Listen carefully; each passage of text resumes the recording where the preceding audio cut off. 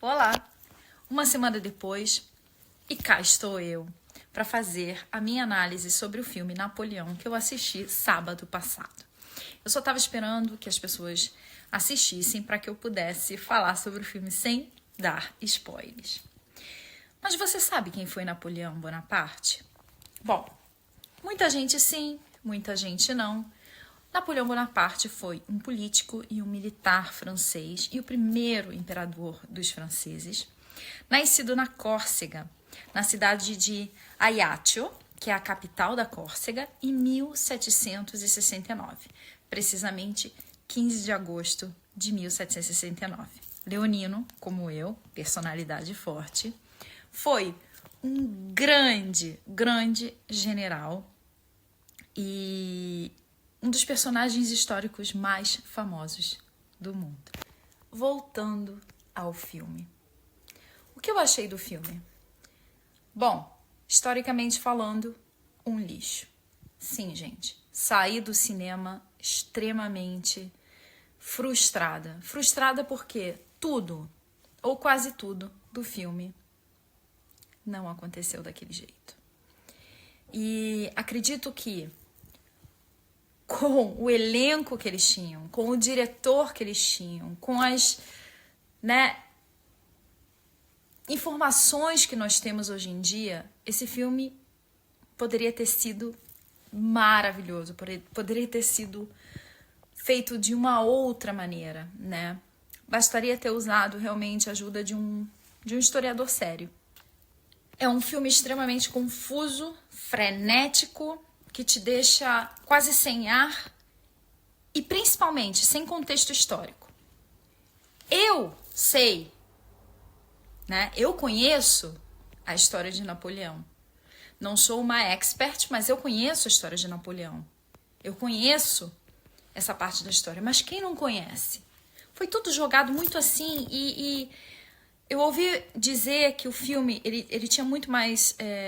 ele tinha uma duração de 4 horas, mais ou menos, e eles tiveram que cortar. E esse cortar acabou deixando o filme extremamente confuso, extremamente... sem exatamente o que eu falei, sem um contexto histórico necessário para que uma pessoa possa entender, né, o que está acontecendo ali. Realmente isso foi uma coisa que me incomodou bastante. Bom, logicamente, sem falar do fato que, não sei se por uma decisão, né, do diretor do filme, enfim, a imagem de Napoleão vem extremamente caricata, gente. É uma coisa assim que já foi vista em vários outros filmes e quase como se eles estivessem zombando da cara de Napoleão. Eles zombam dele por causa da altura, eles zombam dele quase como se ele fosse uma pessoa que precisasse da mãe para que ele encontrasse amantes, quando todo mundo sabe que ele teve várias amantes. A mais famosa delas foi Maria Walewska, polonesa. E, enfim, várias coisas que, juntando tudo, são realmente ridículas. Ridículas para um filme desse porte. Bom, basicamente o filme foi baseado no relacionamento dele com Josefina de Beauharnais. Josefina de Beauharnais, primeira esposa de Napoleão, nasceu na Martinica. Ela era filha de um produtor de cana-de-açúcar, né? Eles não eram ricos, mas ela teve uma boa educação. Não o suficiente para a sociedade francesa. Ela, sim, era linda, ela tinha estudado, mas não era o suficiente. Casaram a Josefina com Alexandre de Beauharnais, que posteriormente virou um general da Revolução, né, da Revolução Francesa. O casamento dos dois foi extremamente tóxico. Usei esse termo apenas para poder demonstrar, no fundo, como tinha sido a relação dos dois. Ele sempre foi muito violento com ela. Inclusive, ela teve 2 filhos com ele, Eugénie de Beauharnais, pai da nossa segunda imperatriz, a dona Maria Amélia de Leuchtenberg, e a Hortência. Essas 2 crianças eram fruto do primeiro casamento da Josefina. Posteriormente, foram adotados como filhos de Napoleão, mas durante um período ali no casamento dela, ela fugiu de casa. Ela fugiu, foi para um convento junto com os filhos e foi forçada a voltar para casa porque Alexandre de Beauharnais acabou raptando Eugénie, forçando com que a Josefina voltasse para casa. O casamento, realmente, eles viviam separados em casa, a relação não era boa, mas mesmo assim, quando ele foi preso, ela lutou pela liberdade dele e acabou sendo presa também. E só não teve o mesmo destino do ex-marido, que acabou sendo morto em praça pública. Ela só não teve esse mesmo destino dele porque Robespierre acabou sendo guilhotinado alguns dias antes né, do que seria a sentença dela. Enfim. Várias coisas sobre o relacionamento dos dois estão erradas, como praticamente tudo no filme. Eu não vou ficar aqui focando na relação dos dois. É só importante pra gente, né? Para Brasil, Portugal, saber que ela era mãe da nossa segunda imperatriz, da dona Amélia de Lichtenberg, e duquesa de Bragança, quando Dom Pedro voltou para Portugal. Mãe não, gente, avó. Ela era a avó da Amélia, tá? Porque ela era mãe do Eugénie de Beauharnais. Sim, ela foi o grande amor da vida dele. E realmente o relacionamento deles só não continuou porque justamente, apesar de todas as traições de ambos os lados, ela não conseguia mais dar um filho para ele. Ele tinha adotado, como eu já disse anteriormente, Eugénie e a Hortência, que ele considerava filhos, né, deles. Aquela cena do pequeno Eugénie pedindo a espada, né, do pai para ele, foi ali que eles se conheceram, foi ali que ele se apaixonou por ela. E essa cena, sim, é verdadeira, obviamente. A gente sabe que ele pediu, a gente não sabe se foi exatamente assim, mas ele pediu a espada do pai, que lhe foi concedida por Napoleão, e a gente sabe que ele a conheceu daquele jeito. Devido a esse problema de Josefina não ter conseguido dar um herdeiro para Napoleão, isso era extremamente importante para ele, ter um herdeiro, apesar de ter tido filhos com as amantes, inclusive com a Maria Walewska, ele precisava de um filho que não fosse um bastardo, bom, digamos assim. E aí entra na jogada, ele se divorcia da Josefina, que continua a ser chamada de imperatriz, porque ela tinha sido imperatriz coroada. Ele a coloca num exílio, né? Eles continuam trocando cartas, ela continua sendo uma grande amiga dele. E aí ele se casa com Maria Luísa de Parma. Maria Luísa de Parma, irmã da nossa primeira imperatriz, Dona Leopoldina de Habsburgo. Para quem não sabe, Dom Pedro tinha fascinação por Napoleão. E esse parentesco, né, através das duas esposas dele, foi realmente uma coisa que sempre o fascinou. Ele, no início, quando ele soube que se casaria com a Leopoldina, uma das coisas que ele mais pensava era: nossa, ela vai me contar coisas sobre Napoleão, que era o ídolo militar dele, apesar de deles terem escapado para o Brasil em 1807, chegando no Brasil em 1808, devido à invasão napoleônica em Portugal, mas ele sempre admirou Napoleão. Bom, deixando um pouquinho de lado Dom Pedro e voltando ao filme. As batalhas. Bom, vou começar pelo Egito. Napoleão nunca bombardeou as pirâmides do Egito. Pelo contrário, ele participou da campanha do Egito e ele foi justamente querendo preservar a antiguidade. Ele justamente foi para isso. Ele jamais bombardearia as pirâmides do Egito. Aquela cena também ridícula dele com a múmia, né? Quase como uma chacota pela altura dele, por ele ser baixo. Na verdade, Napoleão Bonaparte, para a época dele, nem era tão baixo. Ele tinha 1,68 m, que nem eu. Ele não era tão baixo assim. Se a gente for pensar, Dom Pedro tinha em torno de 1,70 m, 1,75 m, então ele não era tão baixo assim. Ele também não abandonou a campanha do Egito porque descobriu que a Josefina estava traindo ele. Gente, ele já sabia disso há muito tempo, tá? Ele provavelmente só saiu, só voltou para a França justamente porque já estava, né, pensando lá na frente no golpe de Estado. A batalha foi um fracasso, eles acabaram com a frota toda destruída, começaram a acontecer vários focos de rebelião no Cairo e os otomanos estavam se reestruturando, enfim, para atacar novamente. E foi essa, provavelmente, a razão pela qual ele... Essas, né? Foram as razões pelas quais ele voltou para a França do Egito. E não por causa de uma fofoca sobre um amante da mulher. A Batalha de Toulon, 1793. Seria muito longo eu ficar aqui explicando toda a dinâmica daquela batalha. Sim, mais ou menos foi daquele jeito, digamos assim. Antes de chegar ao forte, eles tiveram que pensar numa estratégia, porque o lugar era muito amplo, então eles não tinham armamento suficiente para um ataque frontal, então eles tiveram que pensar em ocupar uma das penínsulas, que era Lacaire, se eu não me engano.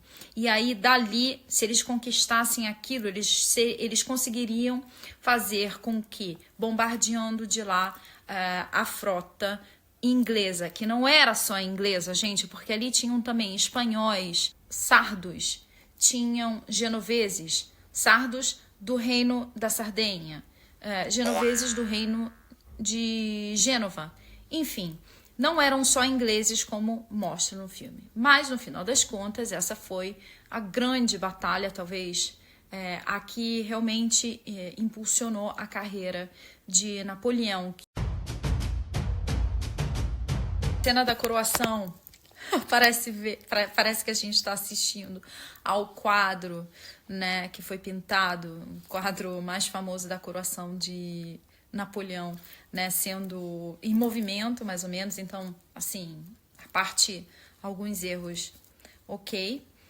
A coroação dele aconteceu praticamente no dia 2 de dezembro, e ontem foi aniversário da coroação de Napoleão, foi no dia 2 de dezembro de 1804, tá? E fez aniversário ontem. Assim como fez aniversário a Batalha de Austerlitz, que aconteceu exatamente um ano após a coroação de Napoleão, no dia 2 de dezembro de 1805. O que eu achei mais engraçado foi que, eu não sei se por uma falha histórica ou foi por uma opção mesmo do diretor, por ser muito mais cinematográfico, colocar a batalha em cima de um lago, né, congelado. A verdade é que aquilo nunca aconteceu, gente. A Batalha de Austerlitz nunca aconteceu em cima de um lago congelado. Então as pessoas não caíram, não foram jogadas bombas de canhão no lago para que as pessoas afundassem. Enfim, isso nunca aconteceu. Realmente era um lugar onde tinha, sim, muita... sim, tinha neve, óbvio, e tinha também lama. Tinha muito gelo, tinha lama, sim, alguns lagos, mas que não estavam completamente congelados. Isso é verdade. Mas a batalha não aconteceu em cima de um lago congelado. Isso foi propaganda napoleônica, né? Ou bonapartista. Ele realmente espalhou essa fake news aí do século XIX, mas realmente a batalha não aconteceu assim. Ela foi extremamente importante, considerada como uma das obras de arte de Napoleão, porque a técnica militar, as estratégias que ele usou foram tão perfeitas que quase que parecem quase ajudadas pelo divino. digamos assim, de tão perfeitas que elas foram.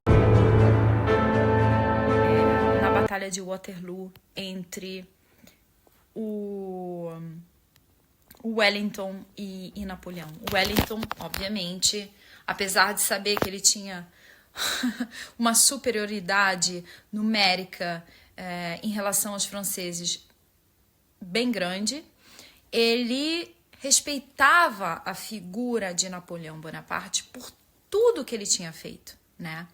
Então, assim, militarmente, digamos, ele respeitava Napoleão, apesar, né, da inferioridade numérica de homens na Batalha de Waterloo, especificamente. Não vou ficar aqui falando de detalhes da batalha, mas digamos que sim, Napoleão teve que esperar porque estava chovendo muito, os canhões eles estavam todos presos na lama, eles não estavam conseguindo tirar, né, colocar para frente os canhões.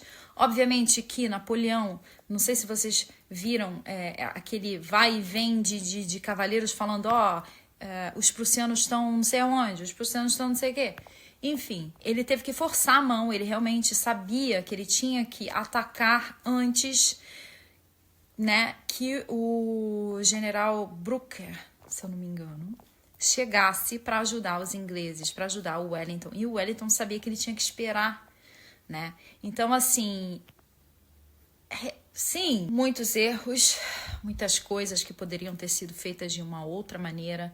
Eu acho que o problema principal do filme é a falta de contexto, a falta de uma ligação entre um fato e outro. O filme já começa com Maria Antonieta sendo degolada, mas não existe nem, sei lá, uma explicaçãozinha para quem não conhece história, né? A gente não pode pensar que todo mundo sabe história, todo mundo conhece história. Gente, não é assim. De repente, aqui na Itália, as pessoas têm uma noção um pouco maior. Uma outra peca foi o fato deles não terem falado da campanha da Itália, não terem falado de Napoleão vindo para Milão. Inclusive, Eugénie de Beauharnais foi vice-rei da Itália. A Amélia nasceu aqui. Ele foi ao Duomo de Milão, enfim. Ingenuamente, né? A gente acha que ele vai falar também sobre a invasão da Espanha, a invasão de Portugal, Dom João, né? Que ele mesmo disse no diário dele que foi o único que conseguiu passar a perna nele. Que eles mostrassem alguma coisa desse tipo, mas não. Realmente, historicamente falando, esse filme foi um fiasco total. Lixo. Gente, é a mesma coisa que eu sempre digo sobre novelas e filmes sobre Dom Pedro. Esquece história, esquece cronologia, esquece isso porque não existe. Existe licença poética e existe quem quer fazer um filme bom e quem não quer. Uma pena porque um diretor desse, né, o Scott, que é super conhecido por fazer filmes maravilhosos, um ator maravilhoso como Joaquim Fênix e inclusive a atriz que fez a Josefina, esqueci o nome dela, Kirk, alguma coisa, esqueci. Poderia ter sido um filme muito melhor se eles tivessem se consultado com um historiador sério, gente. Eu não sei quem fez essa parte do filme, eu não sei se realmente eles decidiram que queriam contar a história verdadeira ou simplesmente eles só quiseram ridicularizar Napoleão, porque hoje em dia tudo vem ridicularizado, né? Tudo que passou é errado, eles acham que fazendo um filme desse a gente vai mudar a história. Não. Passando para a morte de Napoleão, né? Sim, enfim, ele é mandado para a ilha de Elba, e depois Isola d'Elba, como a gente diz aqui em italiano, para Isola d'Elba, depois ele foge, a gente sabe que ele volta, enfim, aí tem a batalha de Waterloo, blá blá blá.